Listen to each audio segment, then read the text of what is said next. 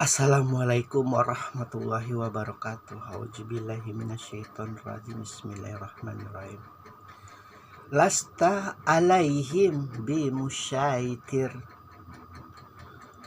Engkau bukanlah orang yang berkuasa atas mereka.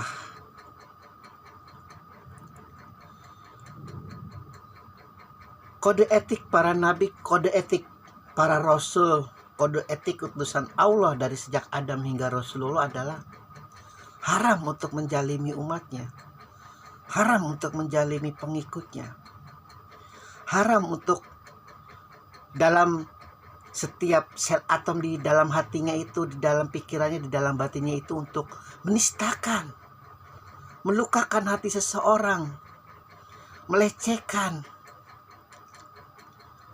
Makanya ketika ulama-ulama, ustadz-ustadz, habaib-habaib, syekh mungkin ayatullah bahkan mengatakan bahwa Rasulullah marah, Rasulullah geram.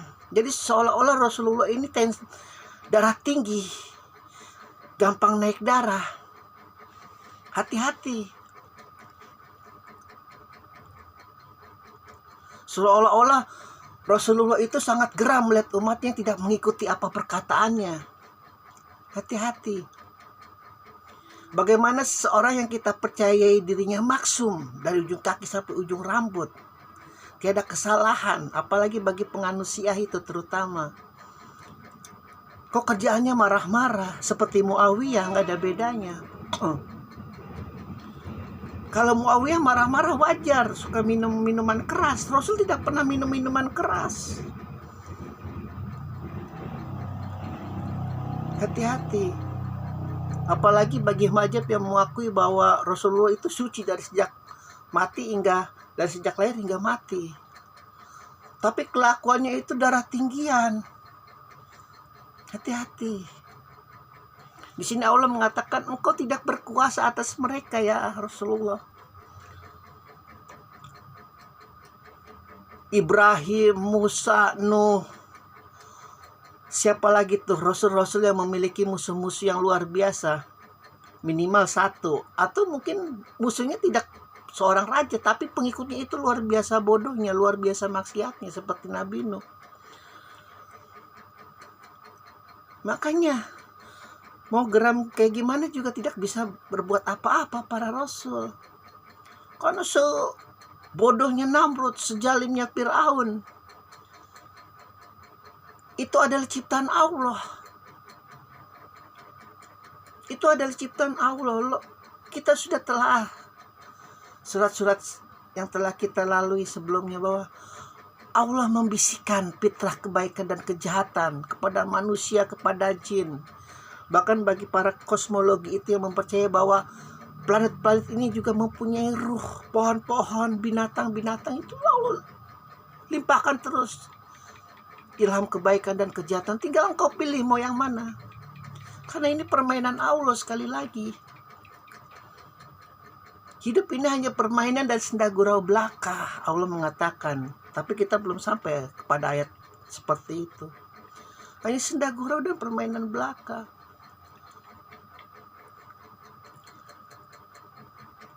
Makanya para nabi, para rasul itu dibilang ada ya ada, dibilang tidak ada ya tidak ada.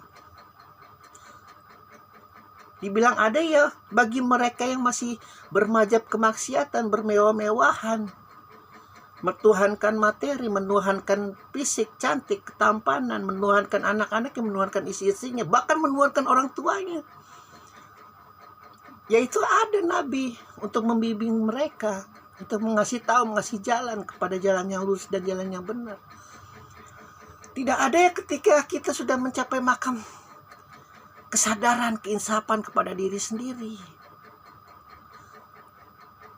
Dalam sirah Syiah itu Ibrahim tidak pernah memohon bantuan kepada manusia yang namanya manusia. Bukannya sombong. Karena dia tuh saking luar biasanya itu akalnya mencari Allah itu mana, Allah itu mana, Allah seperti orang gila. Maka para nabi itu seperti orang gila kelakuannya. Allah itu mana, Allah itu mana. Maka kalau Allah tidak berikan mukjizat kepada dia, Itu manusia-manusia itu yang tidak pernah berpikir, kerjanya hanya senang-senang saja, ya tidak bisa percaya mau tidak mau. Nanti pemuka-pemuka kejaliman itu yang mempunyai dukun-dukun sakti, mempunyai penyihir-penyihir sakti, nanti akan mendorong mereka kepada jahanam.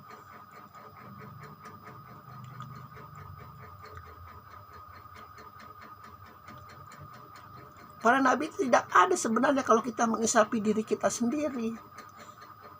Siapa ini kita ini?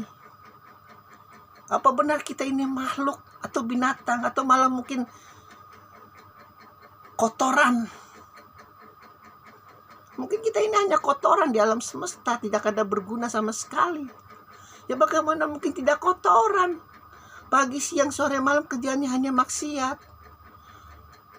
Melihat orang miskinnya biasa saja. Untung kalau dia tidak memiliki kekuasaan apa-apa. Jadi kejahatannya ditimpakan kepada dirinya sendiri. Nah kalau yang mempunyai kekuasaan, mempunyai jabatan, mempunyai hak atas segala keputusan yang diambil oleh pemerintah, hancur sebuah negara. Itu yang disebut integritas. Harus tahu apa yang dimiliki oleh akal, batin, dan hawa nafsunya itu memiliki tanggung jawab moral, tanggung jawab intelektual, tanggung jawab keilmuan. Tidak bisa. Ada seorang teman yang mengatakan, gue gak mau tahu apa-apa, karena kalau udah tahu sesuatu itu nanti hukumnya dosa kalau tidak melakukan. Orang-orang semacam ini banyak sekali. Dia tidak mau menggali Islam lebih dalam, takut. Karena kalau tahu, ya aduh, ternyata begitu ya, mau gak mau dah. Karena dia sudah tahu. Karena dari pengisapan, kau tahu itu kau salah kan? Ada orang-orang semacam itu. Yang malas hatinya untuk bergerak. Malas pikirannya untuk bergerak. Malas hawa nafsunya untuk bergerak kepada jalan Allah. Malas. Karena dia takut. Dia tahu itu ilmunya. Ilmu penghisaban dia tahu. Ada dua macam perampokan ya. Ada dua macam perampokan. Yang satu merampok rumah ustadz. Yang satu merampok rumahnya pelacur. Yang merampok rumah ustadz ini motivasinya adalah ingin membiayai istrinya yang sedang sakit keras. Entah bagaimana caranya, dan dia tahu itu rumah ustadz. Dia itu berkenal dengan ustadz itu, dan ustadz itu keamanannya kurang di rumahnya.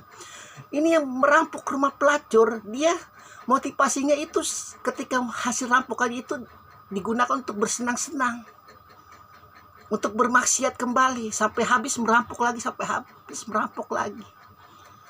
Padahal kejahatannya sama, mengambil yang bukan haknya. Begitu. Sama dengan pengetahuan. Sama.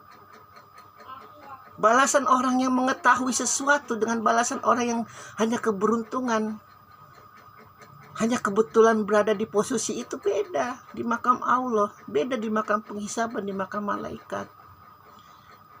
Kemalasan kita untuk menggali itu apa Islam, apa itu Allah, apa itu Muhammad, apa itu Khadijah, apa itu Ali, apa itu Umar, apa itu Abu Bakar, apa itu Utsman, terus apa itu Muawiyah, apa itu Yazid, sirah-sirahnya.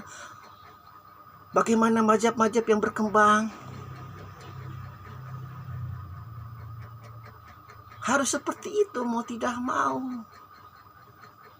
Apalagi kita tidak mempunyai itu namanya SIM card ke era teknologi yang dikuasai oleh orang kafir. Mau gak mau kita jadi bulanan-bulanan orang kafir.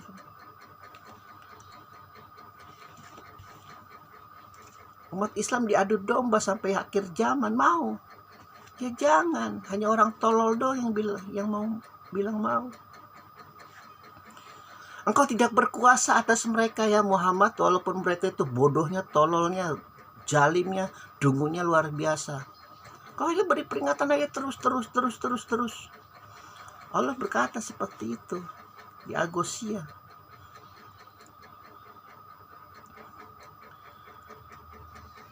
Alhamdulillahirabbil alamin.